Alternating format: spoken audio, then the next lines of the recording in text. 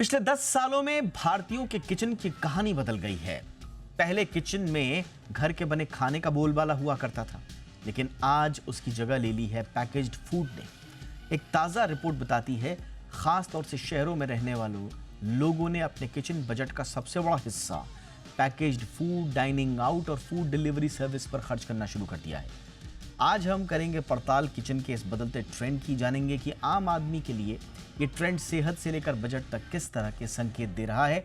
खास मेहमान हमारे साथ होंगे, पूरा डिकोड करके बताएंगे आपके किचन के बदलते हुए ताने बाने को, और उसके आपके कंज्यूमर एंगल से भी हम पड़ताल करेंगे कि किस तरह का नया ट्रेंड मार्केट में है, और साथ ही साथ में थोड़ा सा सेहत पर भी हम करेंगे बात। पहले ये रिपोर्ट देखिए।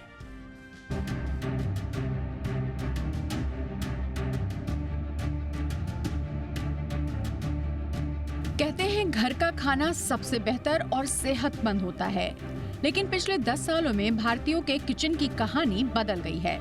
सांख्यिकी और कार्यक्रम कार्यान्वयन मंत्रालय की ताज़ा रिपोर्ट बताती है कि साल 2012 से लेकर साल 2023 तक खासकर शहरों में रहने वाले लोगों ने अपने किचन के बजट का आधा हिस्सा पैकेज फूड, डाइनिंग आउट और फूड डिलीवरी सर्विसेज पर खर्च किया है, जबकि एक दशक पहले ये आंकड़ा 41.2% था। इस रिपोर्ट के मुताबिक ऑनलाइन ऐप्स के बढ़ते चलन और लोगों की बढ़ती इनकम के साथ ये चलन और तेजी से बढ़ेगा। एक दशक में शहरी एलीट क्लास के उपभोक्ताओं का पैकेज फूड पर खर्च 2.2 गुना बढ़ गया है, जबकि मध्यम आय वाले उपभोक्ताओं का पैकेज फूड पर खर्च 3.3 गुना बढ़ा है। मध्यम आय वाले परिवार 10 साल पहले अपने खाने के बजट का 16% हिस्सा पैकेज फूड और पेय पदार्थों पर खर्च करते थे, लेकिन अब ये खर्च 25% हो गया है। सांख्यिकी और कार्यक्रम कार्यान्वयन मंत्रालय के आंकड़ों से ये भी पता चलता है कि शहरी परिवारों की आय का स्तर बढ़ने के साथ पैकेज फूड और पेय पदार्थों पर खर्च में तेज बढ़ोतरी हुई है, जबकि अनाज, अंडा, मछली, मांस और खाद्य तेल पर खर्च स्थिर बना हुआ है। हालांकि दूध और दूध उत्पादों में खर्च में मामूली बढ़त हुई है। यही नहीं, लोग ब्रांडेड पैकेज फूड का इस्तेमाल कर रहे हैं। अनाज और सब्जियों के खर्च की बात करें तो अनाज पर 2012 में 6.6% खर्च था, जो अब घटकर 4.5% हो गया है। अगर सब्जियों की बात करें तो एक दशक पहले सब्जियों पर खर्च 4.6% था, जो अब घटकर 3.8% हो गया है। कुल मिलाकर कहें तो भारतीय किचन 10 सालों में काफी बदल गया है। जाहिर है, इसमें आने वाले समय में और भी बदलाव होंगे। किचन में खाना न बनाकर पैकेज फूड, डाइनिंग आउट और फूड डिलीवरी सर्विसेज की निर्भरता से ये ट्रेंड बढ़ रहा है। ब्यूरो रिपोर्ट, जी मीडिया। बात करते हैं बहुत ही खास मेहमानों के साथ। पारस जसराई इस वक्त हमारे साथ जुड़ चुके हैं, सीनियर इकोनॉमिक एनालिस्ट हैं इंडिया रेटिंग्स एंड रिसर्च के। बहुत बहुत स्वागत है पारस जी आपका शो पर। और हमारे साथ हैं डॉक्टर अनुराग मेहरोत्रा, सीनियर कार्डियोलॉजिस्ट हैं। बहुत बहुत स्वागत है डॉक्टर मेहरोत्रा आपका हमारे शो पर। पारस, सबसे पहले आपके पास आ रहा हूँ और थोड़ा सा हमें समझाएं कि ये किस तरह का कंज्यूमर बिहेवियर या कंजम्पशन बिहेवियर किस तरह का है, और क्या वाकई में fast food, packaged food, fast food तो हम नहीं कहेंगे इसे, पैकेज्ड फूड खास तौर से कहेंगे, ये वाकई में क्या इंडियन किचन में अपनी जगह ज़्यादा तेज़ी से बना रहा है? नमस्कार, धन्यवाद अपने प्रोग्राम में लाने के लिए। सो एक बात ज़रूर है कि हमने जो इंडियन गवर्नमेंट का जो अभी लेटेस्ट फैक्ट शीट डेटा आया है regarding the house hold consumption expenditure सर्वे, तो उसमें एक चीज़ ज़रूर आई है कि हाउस होल्ड्स का जो नॉर्मली घरों का, शहरी घरों का जो खर्चा है, वो ज़्यादा ओवर द ईयर्स हमने इस दशक में, जो कि 2012 से लेके 2023 में हमने देखा है कि वो ज़्यादा थोड़ा बढ़ रहा है टुवर्ड्स प्रोसेस्ड फूड और बेवरेजेस की तरफ। सो आंकड़ों की बात करें तो आप एकदम टॉप 5% पे देखेंगे अर्बन हाउसहोल्ड्स में, जो शहरी घर हैं, उनमें ये हो रहा है कि जो हाउसहोल्ड्स तकरीबन 40% के करीब अपना खर्चा फूड का, खाने का खर्चा जो फूड एंड प्रोसेस्ड चीज़ों पे करते थे, वो अब लगभग आधा हो गया है। एंड ये जनरली देखा जाता है कि जैसे-जैसे घरों में जो व्यक्तिगण हैं, उनका जो आय है वो बढ़ती रहती है, तो उनका जो कंजम्पशन पैटर्न है वो ओवर द इयर्स वो बदलता रहता है। एंड सेम चीज़ हम देख रहे हैं कि जो मध्यम वर्ग भी है उसमें भी यही चीज़ सेम आई है कि जो मिडिल इनकम कैटेगरी है इंडिया की उसमें स्पेशली जो शहरी घर हैं उनमें ये हो रहा है कि जो पहले खर्च बहुत कम करते थे अराउंड पहले फूड प्रोसेस में वो अब तकरीबन 3.3% का इंक्रीज टाइम्स का इंक्रीज आया है with comparison to fi financial year 12 में। तो ये एकदम ही पहले पुराने साल के डेटा में भी यही दिखता था और ये चीज़ फिर से दिख रही है तो ये तकरीबन अच्छी बात ही है। और इसका दूसरा कारण ये भी है कि हमने देखा है कि इस दशक में फूड डिलीवरी एप्स और ई क्विक कॉमर्स जैसे ब्लिंकिट एंड ज़ेप्टो का बहुत ज़्यादा यूज़ अब जनता करने लग गई है, स्पेशली शहरी जगहों में। एंड उस वजह से जो प्रोसेस्ड फूड है वो बहुत आसानी से स्पेशली अर्बन कंज्यूमर्स के लिए वो ज़्यादा अवेलेबल है एंड ओके। उसकी वजह से उनका कंजम्पशन भी उस तरफ ज़्यादा बढ़ा है। एंड सो ये यही 2 कारण मेन है जिसकी वजह से ये चेंज ऑलराइट, हमने देखा है डेटा में। Alright, alright. अब देखिए ये जो होम कुक्ड फूड पर जो लगातार मनी स्पेंड घट रहा है, जो कभी सीरियल्स, पल्सेस, वेजिटेबल्स, इसमें जो इस्तेमाल होता था, ये सेहत वाइज हमें क्या कहता है? डॉक्टर मेहरोत्रा थोड़ा बताएं, क्योंकि आजकल एक आर्ग्यूमेंट दिया जाता है और आर्ग्यूमेंट ये दिया जाता है कि साहब अगर हम प्रोसेस्ड फूड ले रहे हैं, कुक्ड मील ले रहे हैं, जो बेवरेजेस ले रहे हैं या रिफ्रेशमेंट जो हम ले रहे हैं, तो ये तो वेस्टर्न कंट्रीज़ के लोग जो हैं ये तो सालों से करते आए हैं और वहाँ पर जो है वो उनकी लाइफ एक्सपेक्टेंसी भी हमसे ज़्यादा है, हमसे ज़्यादा स्वस्थ रहते हैं। तो साहब जब हमारी बारी आ रही है ये बैठे बिठाए रेडीमेड खाने की, तो हमें बड़ी बड़ी उलाहनाएं दी जाती हैं कि साहब देखो ये क्या खा रहे हैं। ये बड़ा अच्छा आपने सवाल पूछा। पहले तो मैं ये कहना चाहूँगा कि हम इस समय शाम को यहाँ बैठे हैं, प्राइम टाइम में बैठे हैं, इस चीज़ को किस वजह से डिस्कस कर रहे हैं? Is it a positive step और is it a retrograde step? Positive हो सकता है लेकिन retrograde health wise it is a retrograde step. जो आपने पूछा कि वेस्टर्न कंट्रीज में इस तरह का पहले से खाते आ रहे हैं, इस तरह का होता जा रहा है, तो it has been seen in western countries also, even US, कि जहाँ भी प्रोसेस्ड फूड ये बेवरेजेस का ज्यादा उपयोग हुआ है तो वहां परेशानी हुई है। Even in US obesity is a problem now. They have restricted the amount of जो उनको कोल्ड जैसे सिंपली एक चीज होती है जो क्विक सर्विस रेस्टोरेंट में जाते हैं कि वो आपको एक तो फास्ट फूड टाइप मिलेगा, साथ में बेवरेजेस मिलता है। फास्ट फूड में जो होता है उसमें प्रोसेस्ड फूड होता है, इसमें कोई शक नहीं है। बेवरेजेस है उसमें शुगर होती है। तो दोनों चीजों पे वहां पे ध्यान दिया गया कि ओबेसिटी क्यों बढ़ रही। तो first thing which was found जो फैट जो शुगर का उपयोग, रिफाइंड शुगर का उपयोग बहुत बड़ा, प्रोसेस्ड फूड का उपयोग बड़ा है। तो ऐसा नहीं है कि वहां कोई कर रहे हैं हम क्यों नहीं करें, वहां भी उससे नुकसान हो रहा है जैसे जैसे चीजें बढ़ रही हैं। इशू क्या है कि हम जैसे जैसे पॉपुलेशन बढ़ रही है उसकी फूड डिमांड बढ़ रही है। टेक्नोलॉजी इंडस्ट्री उसका जवाब में तरह तरह के प्रोसेसिंग करके उनकी वजह से जो फूड हम पैदा करते हैं उनको प्रोसेस करके इस लायक बना लेते हैं कि हम काफी लंबे समय तक उनको रख सकें और यूज कर सकें। तो इन ए वे इट इज गुड कि जब कुछ नहीं था तब, लेकिन अब जब हाँ जहाँ पहुंच गए हैं हमें इससे क्या परेशानी हो रही है सामने आ रहा है। इसमें कोई भी शक नहीं है कि जो प्रोसेस या अल्ट्रा प्रोसेस फूड है वो नुकसान करता है। रिफाइंड शुगर नुकसान करती है। जितनी भी रिफाइंड फूड है, शुगर है, मैदा है, इस तरह की चीजें भी नमक है, वो परेशानी कर रही हैं, ऑलरेडी हो रही है, क्योंकि जो amount of that type of thing जो हमें लेना चाहिए उससे बहुत ज्यादा बढ़ रहा है। तो हमें ये सोचना पड़ेगा किस चीज पे जाके कहाँ उसकी लिमिट करनी है। This is the high time we should realise this.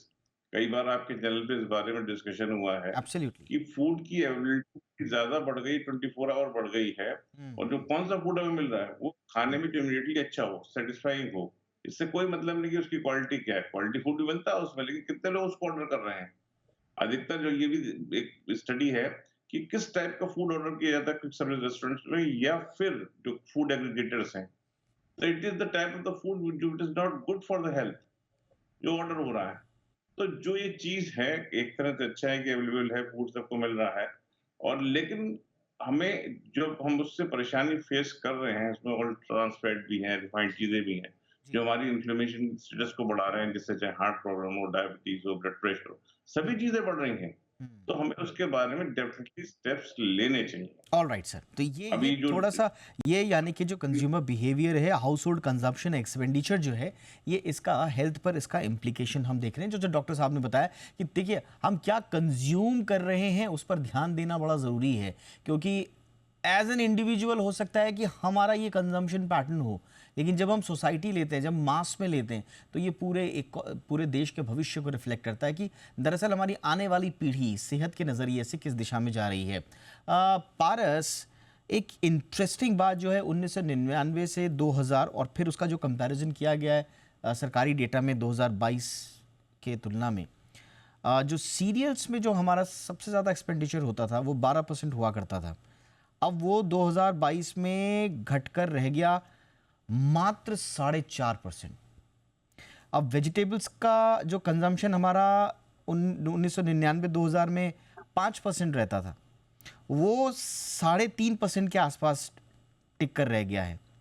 Grams and pulses जो 3% हुआ करती थी उस समय, वो अब 1.5% से भी नीचे है।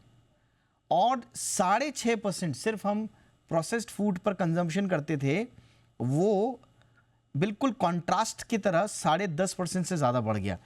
अब ये ट्रेंड जो है वो रूरल एरियाज में ज़्यादा शार्प है।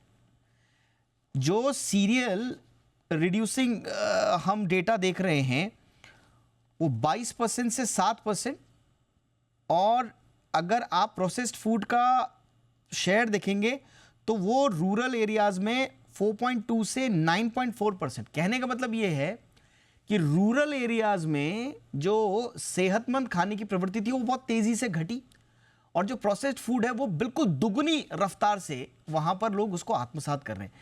अब ये थोड़ा सा हमें बताएं, ये लोगों के पास पैसा ज्यादा आ गया है या पेनिट्रेशन इस तरह के फूड का रूरल मार्केट में ज्यादा हो गया है? कारण क्या आपको नजर आ रहा है? अ, ये कारण दूसरा जो आपने बताया, वही लगता है कि जो जिस तरह ये जो कि क्विक कॉमर्स और बाकी डिलीवरी ऐप्स हैं, इनका ज़्यादा यूज़ अब टियर 2 और टियर 3 और टियर 4 सिटीज़ में ज़्यादा बढ़ गया है, जिसके चक्कर में जो भी चीज़ें पहले अवेलेबल कम होती थी मार्केट्स में, वो अब बहुत ज़्यादा ईज़िली रूरल एरियाज़ में अवेलेबल हो गई हैं। तो एक वो रीज़न डेफ़िनेटली है कि उसकी वजह से उसका यूज़ भी ज़्यादा है, और दूसरा ये भी है कि आप ये देखिए कि पिछला जो साल था 2023, उसमें गवर्नमेंट ने इट वाज़ यूएन ने उसको इंटरनेशनल ईयर ऑफ मिलेट्स भी बोला था। तो उसमें अभी आप देखेंगे कि जितने भी नए प्रोसेस्ड फूड भी आ रहे हैं, उसमें ये हो रहा है कि मिलेट्स का भी उसमें ज़्यादा ही यूज़ हो रहा है। जैसे बहुत सारे बात है कि मिलेट्स डिफरेंट जो प्रोडक्ट्स भी हाँ, ये इंटरेस्टिंग बात है पारस की, जो हुँ, मिलेट्स को भी जो पैक वैक कर दिया ना, तो वो भी वो पैकेज्ड फूड में आ रहा है। तो परसेप्शन हुँ, ये भी बन रहा है कि मिलेट जो आ रहा है वो भी प्रोसेस्ड और पैकेज्ड है। ये थोड़ा सा एक वो रहेगा, लेकिन एक कॉन्ट्ररी तस्वीर जो डॉक्टर साहब डॉक्टर मेहरोत्रा आ रही है, और जो मुझे लग रहा है कि थोड़ा सा जो हम चर्चा करते भी रहते हैं कि साहब प्रोटीन इंटेक का क्या होगा, और आपने इसका जिक्र भी किया, ये शानदार तरीके से बढ़ गया सर। अगर आप रूरल एरियाज में देखेंगे तो the amount spent on fruits has risen significantly, number one। और जो एग्स, फिश और मीट पर जो कंजम्पशन पहले हुआ करता था वो भी बढ़ गया है। तो जो प्रोटीन की तरफ हम थोड़ा सा जा रहे हैं, ये आपको लग रहा है कि थोड़ा कंपनसेट करेगा हमारे बिगड़ी हुई खाने पीने की आदतों को? अब ये बेटर हो रहा है, हम्म। लेकिन इसके साथ में थोड़ा-सा हमें ये देखना होगा कि हम जब प्रोटीन्स ले रहे हैं तो किस फॉर्म में ले रहे हैं। हम्म। हम फिश लेते हैं, चिकन लेते हैं, एग लेते हैं, उसके साथ और भी चीज़ें मिलती हैं। और जब क्वालिटी ऑफ चिकन और फिश वो किस किस्म की है, वो भी देखना होगा। जो उसमें अक्सर ऑयल यूज़ होता है, वो बहुत अच्छी क्वालिटी का नहीं होता है। खासतौर से लोअर मिडल क्लास जो होता है, पहले जो लोग सिर्फ चने इस तरह की चीज़ें खाते थे, अब वो कॉमनली ऑमलेट लेते हैं या चिकन लेते हैं, हर सड़क पे हर जगह अवेलेबल है। तो quality of food is not good. नमक उसमें ज़्यादा है, सॉल्ट उसमें ज़्यादा है, मसाले, प्रिजर्वेटिव ज़्यादा उसमें पड़े होते हैं, कि जो टेस्ट को बेटर करने के लिए होते हैं, तो उनसे नुकसान हो रहा है। ये बड़ा इंटरेस्टिंग डाटा मैं आपको बताता हूँ। हम्म। ये उसका है फूड इंडस्ट्री से रिलेटेड। एक वरुण बेवरेजेस करके कंपनी बड़ा फेमस ब्रांड बनाती है उसका।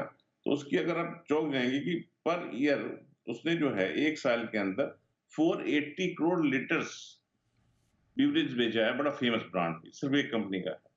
एक बड़ी दूसरी फेमस कंपनी है डोमिनोज, हर कोई जानता है, पिज्जा भी वो है, पिज्जा हट भी है।